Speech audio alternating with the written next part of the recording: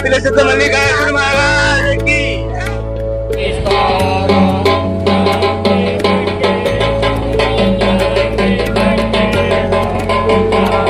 पाटील काका यांचे खूप आभार, कारण आज आम्ही पहिल्यांदा श्रीशैलला चाललोय, मंत्रालयाला चाललोय आणि महानंदीला चाललोय. हे आमच्या हातून झालं पण नसतं असं वाटतं, पण यांच्या पुण्य आशीर्वादाने आम्हाला घडतंय. यात त्यांना खूप पुण्य मिळत त्यांचे सर्व कामं यशस्वी करू. पाटील काका यांच्या वतीने तसेच अमितजी पाटील यांच्या वतीने या भागातले ज्येष्ठ नागरिक असतील सर्व नागरिक बंधू भगिनींसाठी ज्योतिर्लिंग यात्रा स्वर्गीय शोभा गगू यांच्या स्मरणार्थ या ठिकाणी निघत आहे. या यात्रेमध्ये श्रीशैल ज्योतिर्लिंग असेल, तसंच महानंदी व मंत्रालय या ठिकाणी हा भक्तिमय वातावरणामध्ये दर्शनासाठी भाविक निघालेले आहेत आणि एक मी आशा करतो की सुरक्षित व भक्तिमय वातावरणात त्यांचे दर्शन व्हावं आणि जे काय मनोकामना असतील त्यांचे पूर्ण.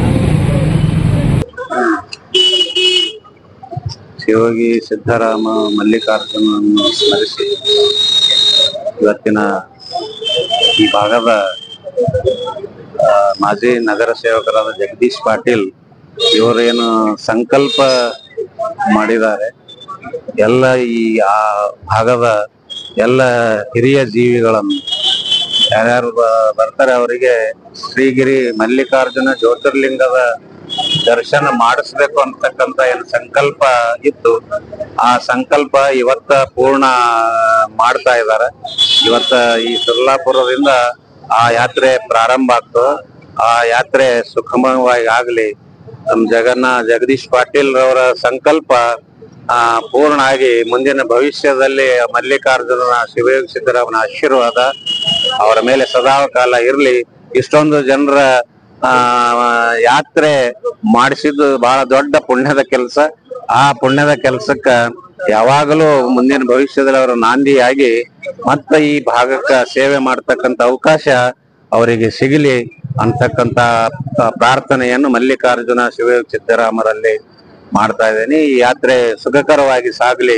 ಈ ಯಾತ್ರೆಗೆ ನಮ್ಮ ಎಲ್ಲರ ಸೊಲ್ಲಾಪುರ ಎಲ್ಲ ಯುವಕರ ವತಿಯಿಂದ ಎಲ್ಲರ ನಗರೀಯ ವತಿಯಿಂದ ಶುಭೇಚ್ಛೆಯನ್ನು ಹೇಳ್ತಾ ಇದ್ದೀವಿ.